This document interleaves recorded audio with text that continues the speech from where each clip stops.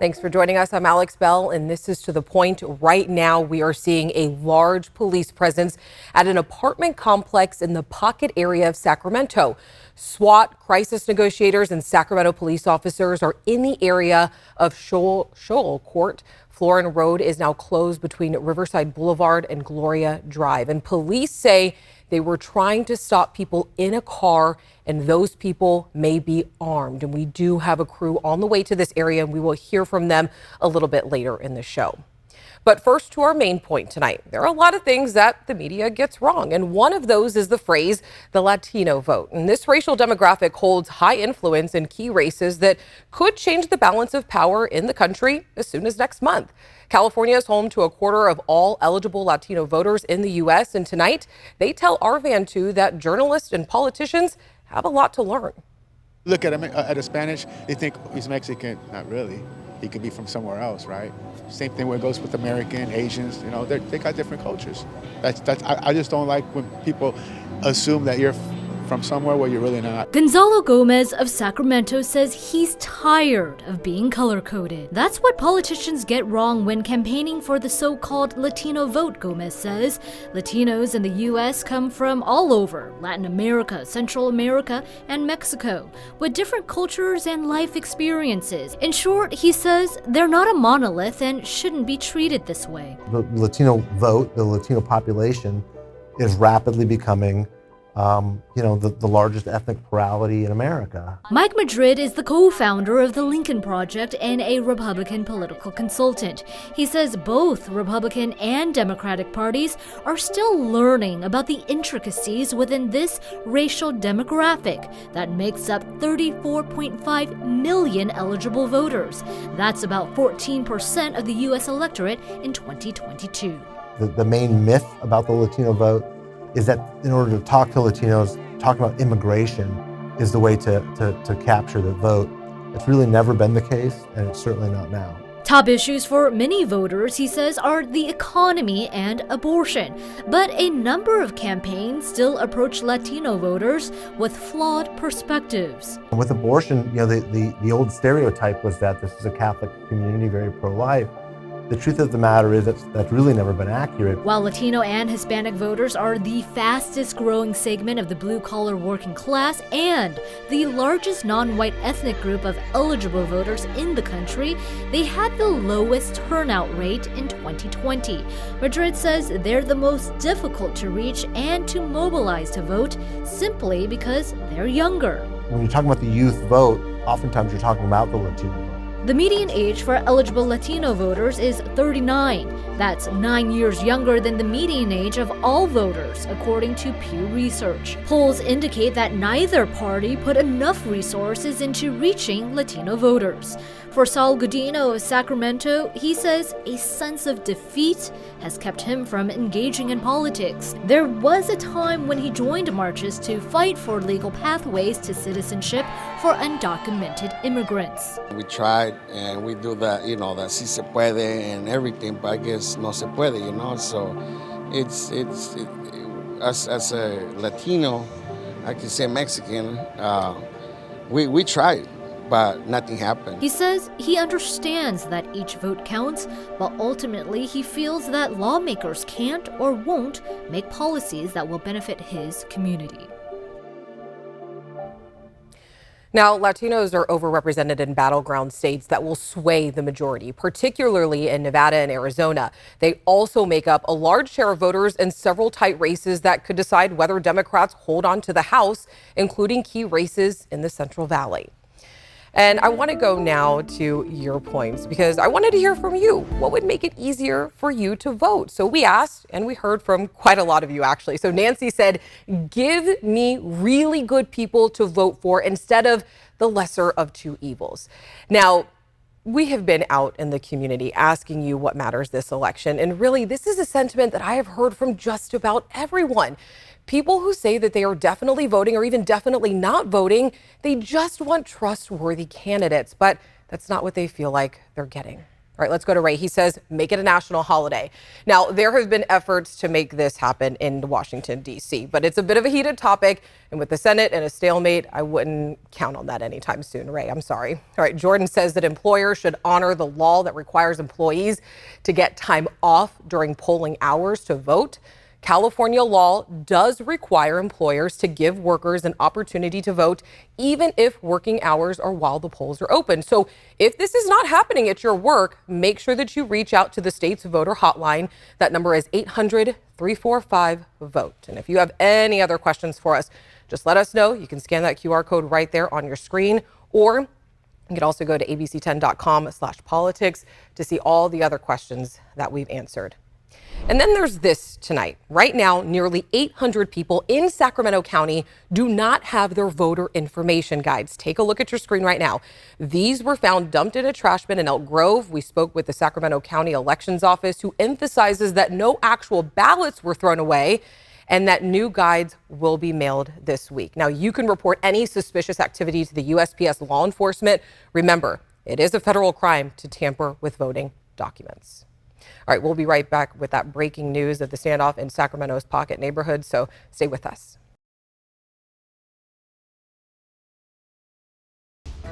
All right, now to that breaking news in the Pocket. SWAT, crisis negotiators, and Sacramento police officers are in the area of Shoal Court. Florin Road is now closed between Riverside Boulevard and Gloria Drive. Van 2 is live with us now with more. Van, what do we know so far?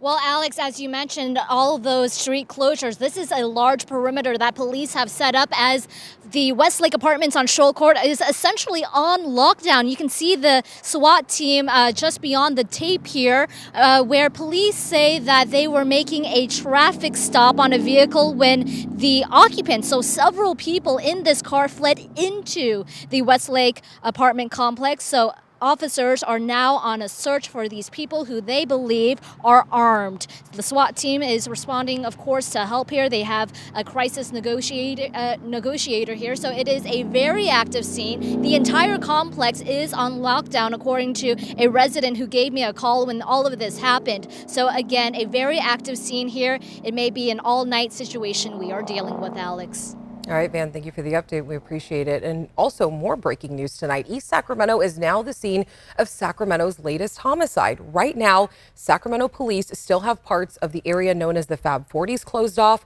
Roxanne Elias takes us there now. The shooting happened here in an area known as the Fab 40s neighborhood. We're actually just about a half mile from an elementary school. And if you could take a look behind me, it happened right down this sidewalk in an alleyway by the Sutter Lawn Tennis Club. It is surrounded by several homes here, and neighbors say it's unsettling. Sacramento police received reports of the shooting shortly after 12:30 this afternoon, and when they got there, they found an elderly man in the alley who had been shot and declared dead at the scene. It's unknown if the victim lived here in the area. Police are working to find out if there is only one suspect or more involved. Detectives also are trying to figure out if it was a random or targeted shooting. Police say people who live here shouldn't be concerned at this time, but they want to call attention to this being the 49th homicide in Sacramento this year. All right, we do have a lot more to get to, so we'll be right back after this break.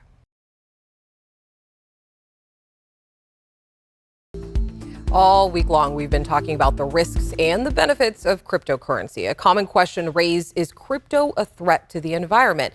And really, it just depends on who you ask. Tonight, we're tackling the controversy surrounding Bitcoin mining and how much energy it consumes. And if all this sounds like a language that you don't speak, don't worry. Becca Habegger, the crypto queen, as I've been calling her, she has dug into the nitty-gritty of Bitcoin mining and why there are environmental concerns. Does cryptocurrency require a lot of energy? Yes, there is a carbon footprint associated with the mining and the storage of that digital record. A lot of times when we talk about Bitcoin, a lot of people bring up the energy argument. Bitcoin is created through a process called mining. A Bitcoin miner is a super powerful computer that is doing super complex puzzles, and the reward for doing those puzzles is a Bitcoin. So that's how the mining process works very simply. That process is very energy intensive. And so these individual Bitcoin miners do take up a lot of power. I would say there's also a carbon footprint towards storing money in your bank ledger. So I don't know that it's substantially more. There is potentially more carbon footprint associated with cryptocurrency. What's interesting about Bitcoin mining is that it is actually the kind of industry that is encouraging the use of renewables. It's an incredible opportunity for us to explore real incentive-based renewable energy work. I think we will see in the future more miners being established in places with high degrees of renewable energy, particularly places where you got lots of hydropower, or data centers tend to be cheaper in cold climates. You don't have to do air conditioning, you just open the walls. And so we'll probably see more specialization of servers in those types of places if Bitcoin were to become very popular. If you're going to invest in Bitcoin, you absolutely do not have to be a miner, right? You can purchase Bitcoin and save it and hold it for yourself long term and leave the mining to people that actually want to engage in that. Okay, so we heard some good things about how Bitcoin miners can, for example, incentivize renewable energy. So here to talk with us a little bit more is Becca Habegger, Crypto Queen, you already know. And then we also have meteorologist Brendan Mincha. Brendan, always good to see you here. Thanks for having me on. Of course. I love to have a full staff here. All right, so Becca, first I want to ask you, paint us the picture of how energy is being used. How much is being used? Yeah, well, Alex, believe it or not, there's something called the Cambridge Bitcoin Electricity Consumption Index, and they estimate that last year, Bitcoin mining worldwide consumed about as much energy as the entire state of Virginia did in 2020. And that's just Bitcoin mining. We're not talking about the mining of other cryptocurrencies. We're just focusing on Bitcoin today. Now, keenly aware of the energy consumption, or perhaps keenly aware of the public opinion of this kind of energy consumption, a lot of these Bitcoin mining companies are increasingly moving away from fossil fuels and to renewable energy to run their miners. Yeah, and actually a company moved its mining this year from a coal-powered plant to a wind and solar farm out in Texas. If you didn't know, Brendan, he actually used to work in Texas. I did. So can we really look at this Texas as a case study? I think we can, actually. I mean, there's differences, but I don't see a lot of differences between the California and the Texas energy grids. In fact, over this past summer, both California and Texas hit their all-time high energy demand, their grid demands. You might remember those flex alerts we had when we made to 116 degrees this last September. But in Texas, Bitcoin miners, they're using energy like renewables, so wind, solar, to power some of their Bitcoin mining. But opponents in Texas say it's not necessarily a good idea to go in and use energy that might be better used by trying to get to the grid, right? Maybe you should spend that money on just building the infrastructure to get that energy to the grid instead of getting it to mining facilities. But maybe it's a little different if a Bitcoin mining company were to come in and say, hey, well, instead of taking energy from an already existing renewable energy farm, such as wind or solar, we're going to build our own and then use the energy from that. Well, that's an investment in renewable energy. That's a better thing. But like I said earlier, ultimately, I don't think Texas and California are that far apart. Both states, they want to see responsible use of the energy grid. And, responsible may differ politically, but Texas has the mindset where let's build more power, get more power to people. California, I think, really wants to see just more responsible, more thoughtful use of the power that we have here in the state already. But, red, blue, purple, whatever, we don't want to worry about not being able to heat our houses or cool our houses or whatever it may be. So anytime we add more demand on the grid, whether it's Bitcoin mining facilities or electric cars, this is something we're hearing a lot about in California. There's concerns.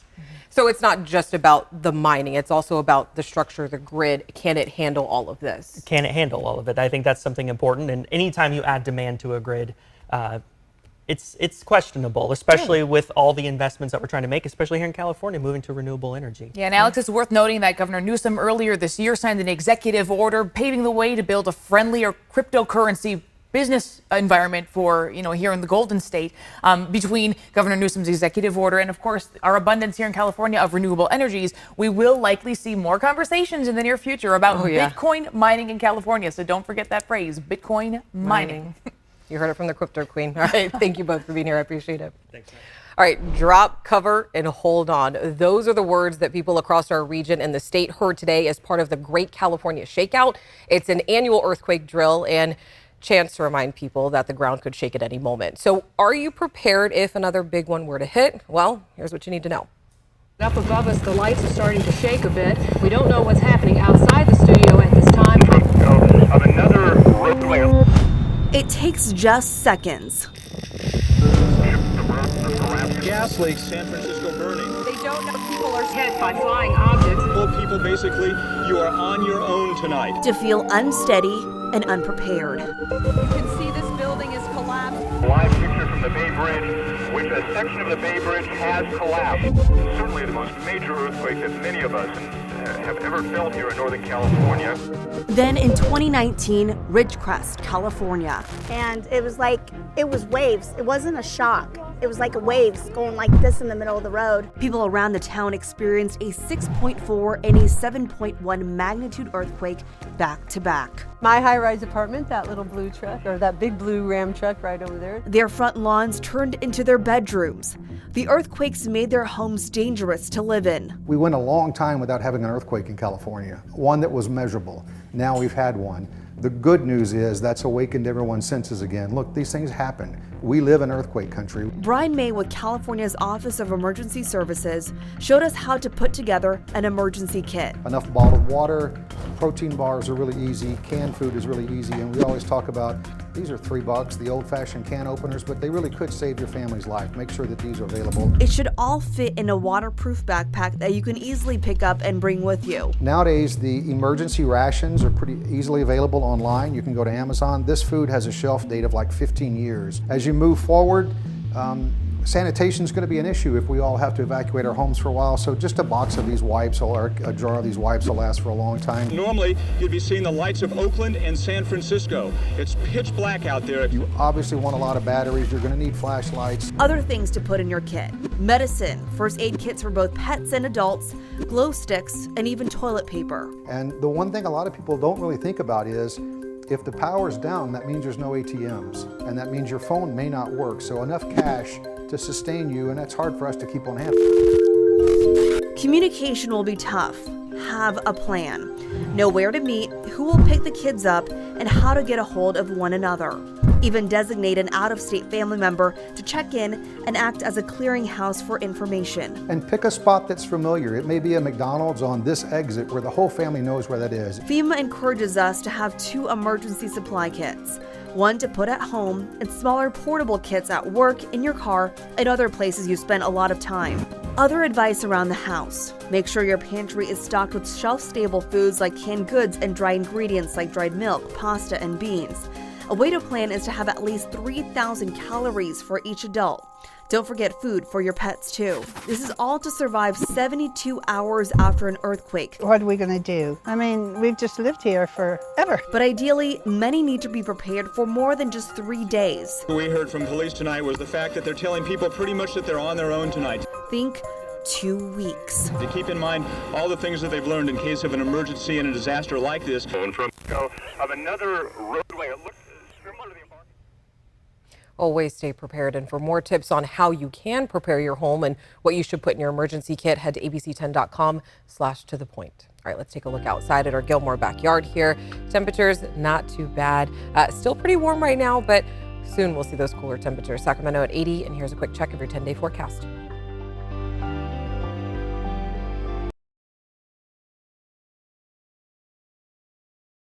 We are still monitoring the large police presence at an apartment complex in the Pocket area of Sacramento.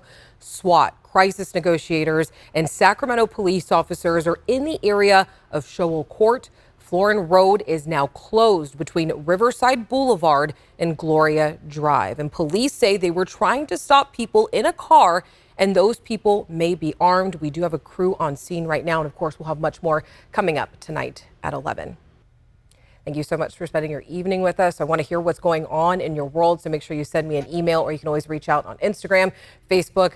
We always love hearing from you. Have a great night. We'll see you tomorrow.